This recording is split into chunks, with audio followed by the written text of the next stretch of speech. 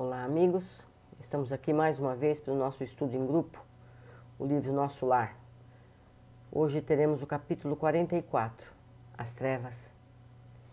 Enriquecendo as alegrias da reunião, Lísias deu-me a conhecer novos valores da sua cultura e sensibilidade.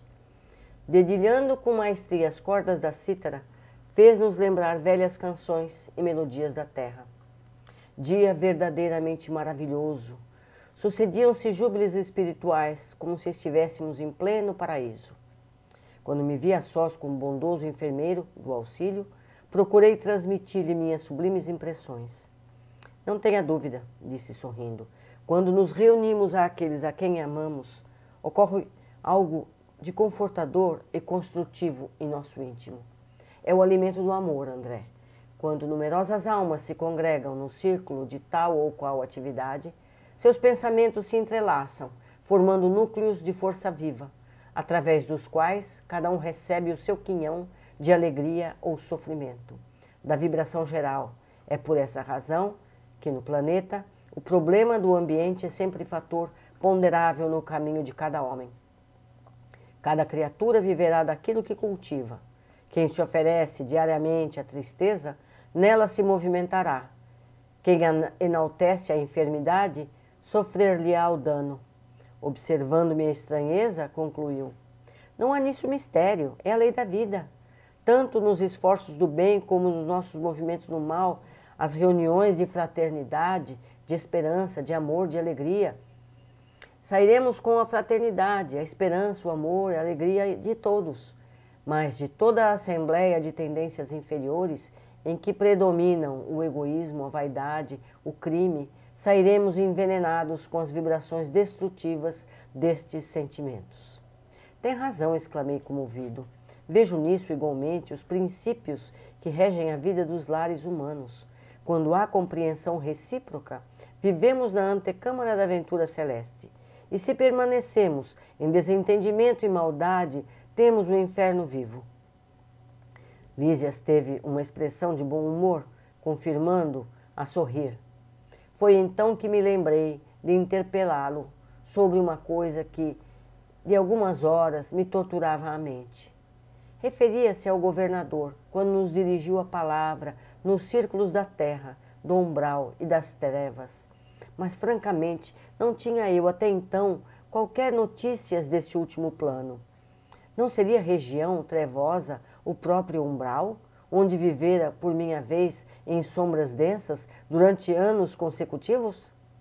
Não via nas câmaras numerosos desequilibrados e doentes de toda a espécie, procedente das zonas umbralinas? Recordando que Lísias me dera esclarecimentos tão valiosos da minha própria situação no início da minha experiência em nosso lar. Confiei-lhe minhas dúvidas íntimas, expondo-lhe a perplexidade em que me encontrava. Ele esboçou uma fisionomia bastante significativa e falou. Chamamos trevas as regiões mais inferiores que conhecemos. Considere as criaturas como itinerantes da vida. Alguns poucos seguem resolutos, visando ao objetivo essencial da jornada. São os espíritos nobilíssimos, que descobriram a essência da vida em si mesmos, marchando para o alvo sublime, sem vacilações. A maioria, no entanto, estaciona. Temos então a multidão de almas, que demoram séculos e séculos, recapitulando experiências. Os primeiros seguem por linhas retas. Os segundos caminham descrevendo grandes curvas. Nessa movimentação, repetindo marchas e refazendo velhos esforços, ficam à mercê de inúmeras vicissitudes.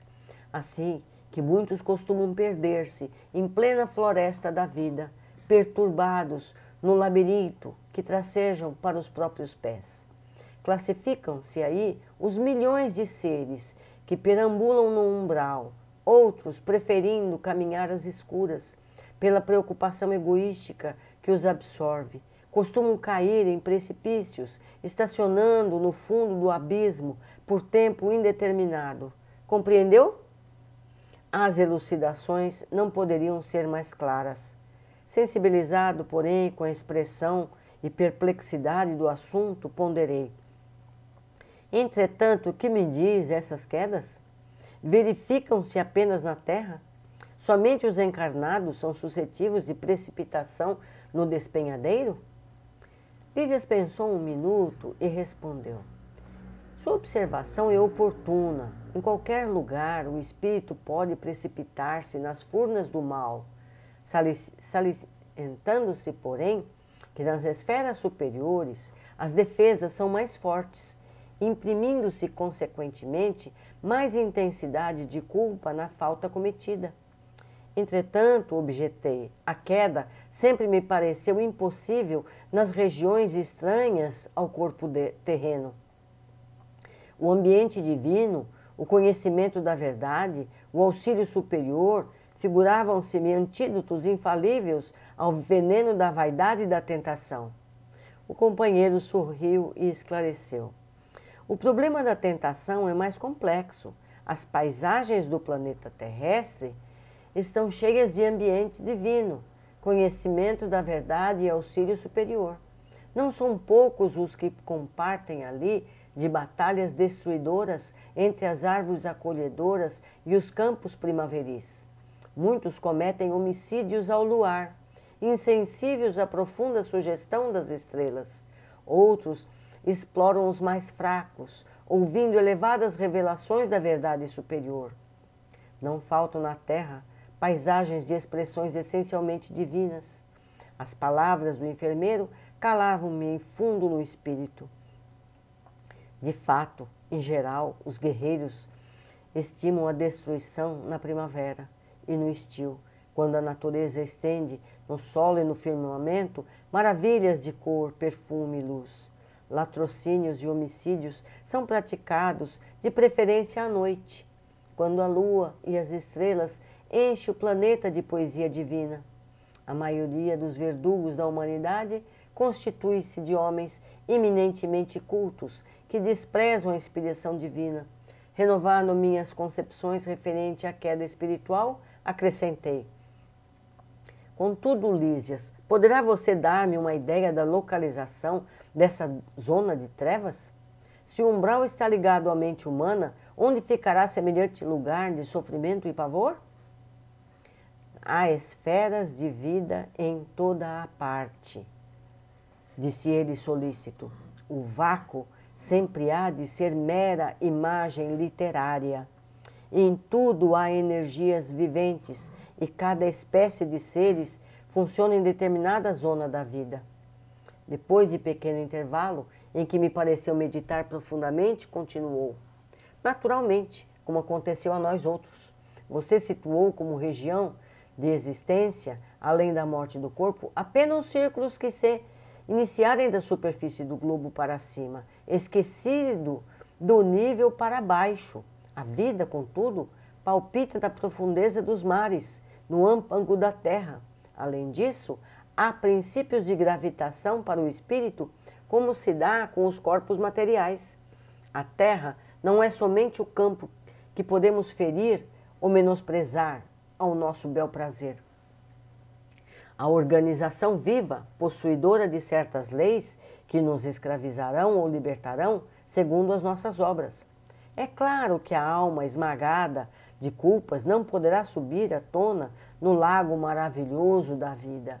Resumindo, devo lembrar que as aves livres ascendem às alturas, as que se embaraçam no cipoal sentem-se tolhidas no voo, e as que se prendem ao peso considerável são meras escravas do desconhecido. Percebe? Lísias, porém, não precisaria fazer-me essa pergunta. Avaliei, de pronto, o quadro imenso das lutas purificadoras a desenhar-se ante os meus olhos espirituais nas zonas mais baixas da existência. Como alguém que precisa ponderar bastante para exprimir-se, o companheiro pensou e concluiu: qual acontece a nós outros, que fazemos em nosso íntimo o superior e o inferior, também o planeta traz em si expressões altas e baixas, como que corrige o culpado e dá passagem ao triunfador para a vida eterna. Você sabe, como médico humano, que há elemento no cérebro do homem que lhe preside o senso diretivo. Hoje, porém, reconhece que esses elementos não são propriamente físicos, e sim espirituais na essência. Quem estime viver exclusivamente nas sombras, embotará o sentido divino da direção. Não será demais, portanto, que se precipite nas trevas, porque o abismo atrai o abismo, e cada um de nós chegará ao local para onde esteja dirigindo os próprios passos. Mais uma vez, o pensamento é o principal ponto destacado, não é verdade? Vamos ver as observações. Quando reunidos em atividades qualquer, potencializamos energias que partilhamos, positivas ou negativas, fazendo com que o clima geral seja de alegria ou tristeza. Partilharemos o que cultivamos. Somos então responsáveis pelo clima espiritual de onde estivermos. A gente sabe disso. Se a gente numa roda alguém conta uma história divertida, todo mundo dá risada. Então a gente espalhou alegria e riso. Se por outro lado alguém chega e conta uma história triste, uma situação deplorável, todo mundo se entristece, se aborrece, se enoja. Então sejamos nós aquele que leva o riso, que leva a história fraterna, que leva o bom pensamento a todas as partes. Lísias explica a André as categorias de espíritos em sua caminhada evolutiva. Fala da maioria que podemos ser nós mesmos, que estacionamos e ficamos séculos e séculos repetindo os mesmos erros anteriores. É bom a gente observar. Se na nossa vida presente a gente continua repetindo situações em toda a vida adulta. Se nós estivermos repetindo situações, vamos pensar o que a gente pode mudar para que isso não mais aconteça. Porque nessa vida a gente pode mudar isso. E na próxima podemos não viver mais essa situação repetida. As múltiplas esferas da vida existem em toda parte, nos diz Lísias, em todas as camadas sociais, hierárquica, cultural, a pessoas de todos os níveis espirituais. Todas podem viver em paraísos ou trevas, individuais, pessoais. Certo? Não é porque uma pessoa é um sacerdote, é um engenheiro, é um trabalhador rural, que ele está preso nessa condição. Existem pessoas de tarefas e postos sociais limitados, humildes e que são grandes almas maravilhosas. E pessoas de altos níveis que, na verdade, se escondem, são, na verdade, pessoas negativas. Então, a gente precisa se libertar da embalagem das pessoas e ver dentro do coração. A gente conhece as coisas pelas obras, né? Jesus ensinou que a gente conhece a árvore pelo fruto que ela produz. Última observação. A quem tem, mais se dará, disse Jesus.